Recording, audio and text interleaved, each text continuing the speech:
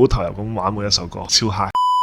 嗰陣時夾呢個 show 有啲咩特別嘅 moment 啊，或者係 behind the scene 嘅想分享？最奇特嘅應該就係我哋開 show 前早一個禮拜先至公佈，咁但係我哋都係早一個禮拜先至 confirm 到我哋要玩呢場 show，因為搞 show 嘅好好嘅朋友嚟嘅，咁亦都可以同馬安莉莉一齊玩，咁就好開心可以做到呢件事。但係嗰個咁短嘅宣傳期其實係令人好緊張，好驚賣唔晒啲飛，最尾都順利進行嘅。盡情享受，放得晒所有嘢，好投入咁玩每一首歌，超 high。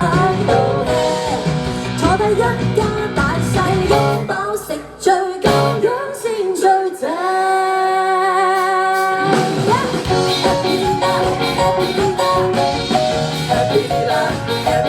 我哋準備嗰個 set list 有啲心思喺入邊，我哋都歌博歌咁樣去唔俾台下嘅人唞，即係我哋冇得唞之餘，下面都冇得唞 ，keep 住個情緒係高漲。2025年嘅時候咧，你哋進行咗為期100日嘅神操，你哋26年有冇啲咩特別嘅計劃？我哋神操計劃其實係未完嘅，仲未做到100日，我哋真係發生先計落去，100幾爭10幾，今年就籌備緊一隻全新嘅 EP，其實係可以叫做一個概念嘅專輯，幾首歌都係圍繞住我哋好想講嘅一樣嘢去發生。今年好開心，同唔同嘅品牌有唔同嘅合作，幫我哋好多啲曝光，多啲合作，其實對我哋嚟講都好大意義。